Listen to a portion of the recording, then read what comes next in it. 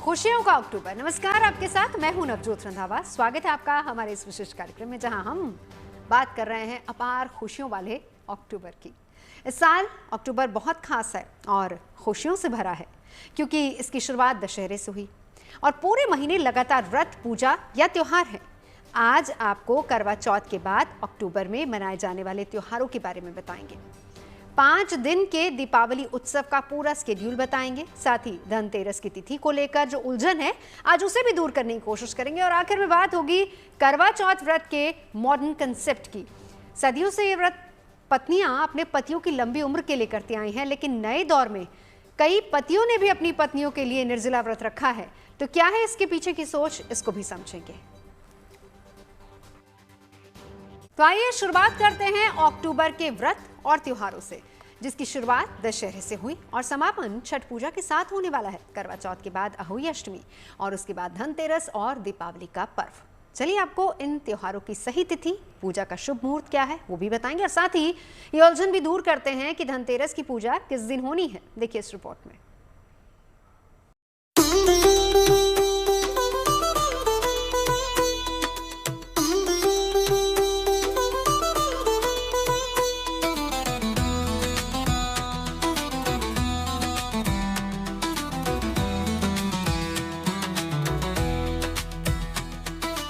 ये रौनक, ये उत्साह, जिधर देखिए उमंग और उल्लास। खुशी क्या होती है, ये कोई इस साल अक्टूबर से पूछे। अक्टूबर खिला खिला सा है, जोश और मस्ती से भरा भरा सा है। और हो भी क्यों ना, ऐसा संयोग होता भी तो कम है। अक्टूबर की शुरुआत ही महानवमी से हुई और 2 अक्टूबर को दशहरा मनाया गया और 6 को शरद पूर्णिमा का त्योहार। यानी महीने की शुरुआत के साथ हर दिन कोई ना कोई त्योहार, व्रत या पूजा। दिवाली से पहले ही लोग बाग फेस्टिवल के मूड में आ चुके हैं, क्योंकि 10 अक्टूबर को करवा चौथ की धूमधाम रही। यानी बताने की जरूरत नहीं कि अक्टूबर की बाछें खिली हुई है और ये खुशी अभी दोगुनी होने वाली है, क्योंकि महीने के 20 दिन बाकी है, उसमें भी त्योहारों का सिलसिला है। तो चलिए आपको बताते हैं आने वाले त्योहारों के बारे में। वैसे तो करवा चौथ के बाद बड़ा त्योहार दिवाली का है, पर उससे पहले 13 अक्टूबर को अहोई अष्टमी है। मान्यता है कि ये व्रत रखने से संतान की आयु लंबी होती है। देवी पार्वती के स्वरूप अहोई माता को संतान की रक्षा करने वाली देवी माना जाता है। पूरे दिन निर्जला व्रत के बाद शाम में तारों को देखकर अर्घ्य दिया जाता है। अहोई अष्टमी पूजा का मुहूर्त शाम 5:53 से 7:08 तक है और तारों को देखने का समय शाम 6:17 तक है। अहोई अष्टमी के बाद कारोबारियों के लिए बड़ा अहम दिन है, क्योंकि दिवाली से पहले बही खाता खरीदने का शुभ दिन 14 अक्टूबर को है। इसके लिए शुभ मुहूर्त है दोपहर 12:15 से लेकर 1:41 तक और शाम 7:35 से लेकर रात 9:08 तक। 15 अक्टूबर को भी इसके लिए शुभ मुहूर्त है सुबह 6:25 से लेकर 9:19 तक, 10:46 से लेकर दोपहर 12:15 तक और रात में 7:35 से लेकर 10:40 तक।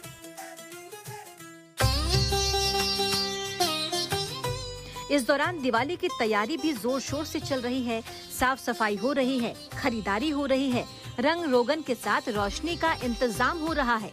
लेकिन दिवाली से पहले 17 अक्टूबर को रमा एकादशी का व्रत है और इसके एक दिन बाद है धनतेरस, यानी सोना, चांदी, गहने, बर्तन की खरीदारी करने का त्योहार। सुख समृद्धि के लिए धनतेरस की पूजा का विशेष महत्व है।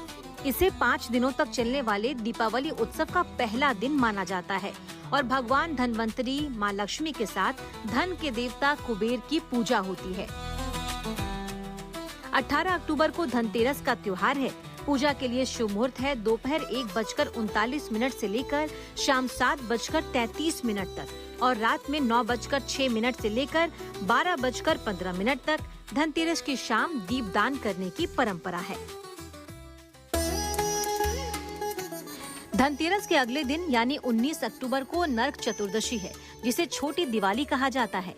मान्यता है कि इस दिन भगवान कृष्ण ने नरकासुर नामक राक्षस का वध किया था। छोटी दिवाली होने की वजह से इस दिन धूमधाम रहेगी, जो अगले दिन यानी 20 अक्टूबर को महा उत्सव में तब्दील हो जाएगी। 20 अक्टूबर को कार्तिक मास की अमावस्या है, जिसे अंधकार पर प्रकाश की जीत के तौर पर दिवाली के रूप में मनाया जाता है। त्रेता में भगवान राम और माता सीता के अयोध्या लौटने पर दीप जलाकर उनका स्वागत किया गया था। तभी से यह परंपरा चली आ रही है। इस दिन माँ लक्ष्मी और भगवान गणेश की कृपा प्राप्त करने के लिए उनकी पूजा अर्चना होती है। आपको बता दें कि दीपावली पर लक्ष्मी गणेश पूजन के लिए दोपहर 1:39 से लेकर शाम 7:31 तक शुभ मुहूर्त है। इसके बाद रात 10:39 से लेकर 12:12 तक शुभ मुहूर्त है। रमा एकादशी, जो कि इस 5 दिवसीय पर्व के ठीक 2 दिन पहले यानी इस बार वो दिनांक 17 अक्टूबर को घटित हो रही है। रमा एकादशी बड़ी ही महत्वपूर्ण एकादशी मानी गई है हमारे धर्म में। धर्म, अर्थ, काम और मोक्ष चारों पुरुषार्थ का फल प्राप्त करने के लिए रमा एकादशी का व्रत अत्यंत ही महत्वपूर्ण और उत्तम माना गया है।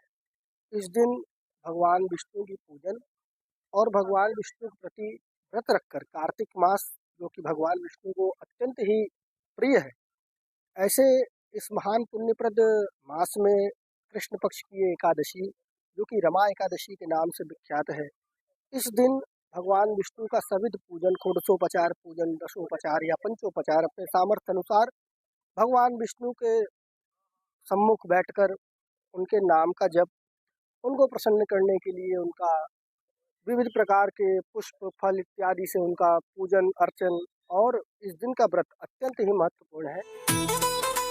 धूमधाम के साथ दिवाली मने, इसकी पूरी तैयारी है। मगर दिवाली के साथ अक्टूबर की खुशियां खत्म नहीं होने वाली, बल्कि अगले ही दिन से त्योहारों का सिलसिला शुरू होगा, जो 28 अक्टूबर तक जाएगा।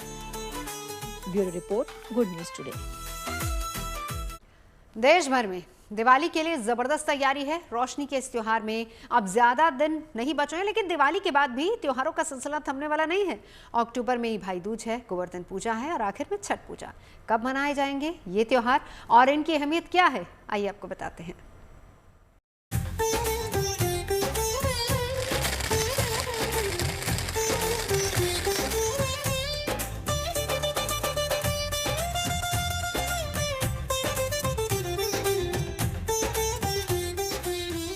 रंग है, रोशनी है, चमक दमक है, चेहरों पर खुशी है क्योंकि दिवाली आने वाली है।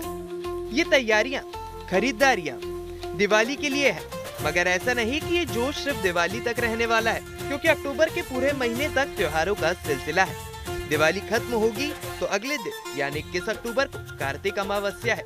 इस दिन को अत्यंत पवित्र माना जाता है और इस दिन पितरों के लिए तर्पण और दीपदान करना शुभ माना जाता है।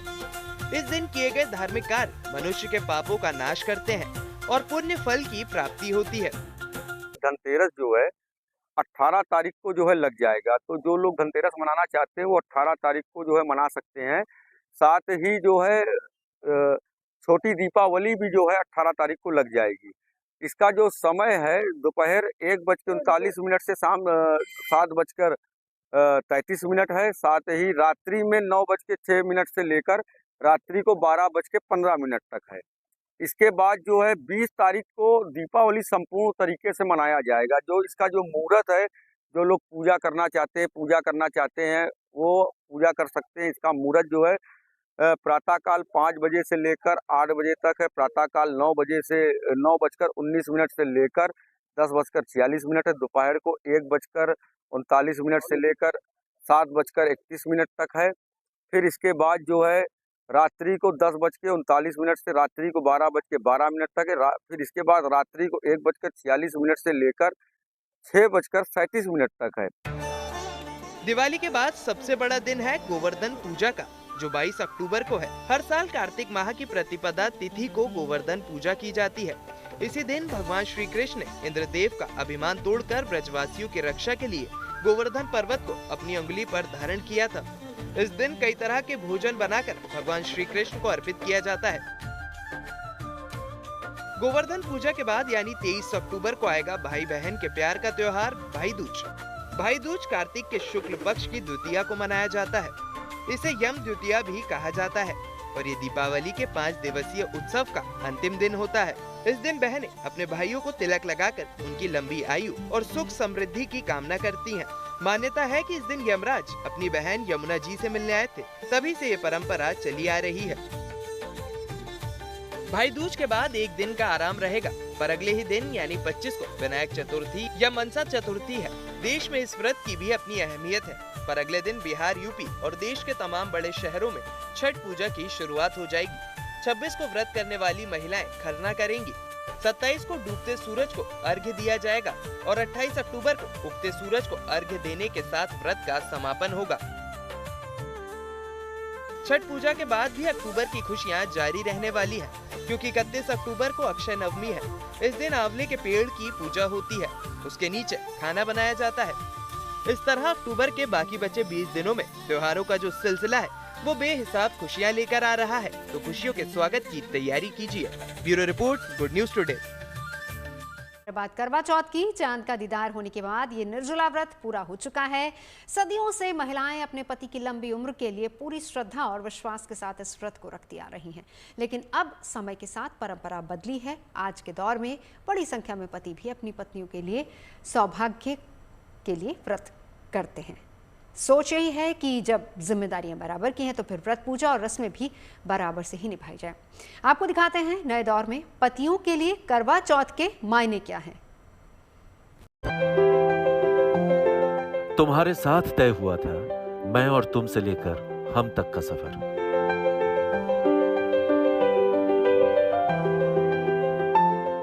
तुम्हारे साथ ही हुआ था फॉरएवर वाला वादा।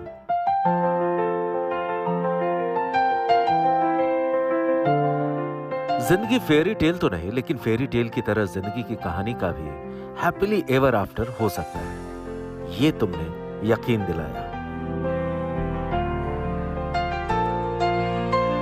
लेकिन हैप्पी एंडिंग कहां?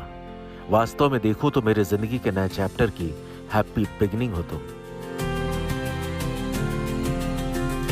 ये बताइए कि व्रत मैम रखती हैं, आपको तकलीफ होती है? कोई नहीं, ये तो हमारी उम्र के लिए रखती हैं।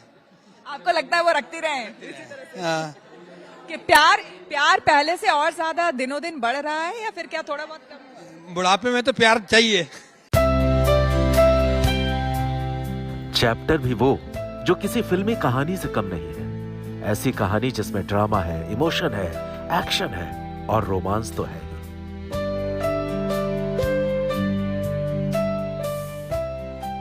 चाय में चीनी भले ही कम ज्यादा कर दो, लेकिन जिंदगी में मिठास बनी रहती है।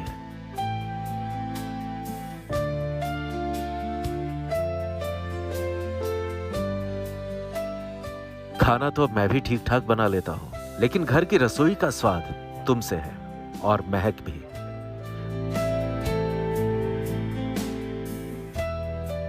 मेरा हर काम तुम्हारे बिना अधूरा है। जीवन का हर कर्म और धर्म तुमसे जुड़ा है। आखिर शास्त्र भी तो यही कहते हैं।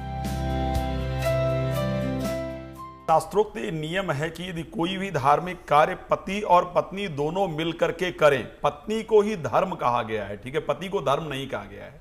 तो यदि धर्म के किए गए कार्य में आपकी इन्वॉल्वमेंट होगी तो निश्चित रूप से आपका जीवन बेहतर होगा। कहते हैं करवा चौथ एक पत्नी के त्याग, समर्पण और शक्ति का भी प्रतीक है। लेकिन त्याग बस तुम्हारा हो, मेरा क्यों नहीं? समर्पण बस तुम्हारा क्यों, मेरा भी क्यों नहीं?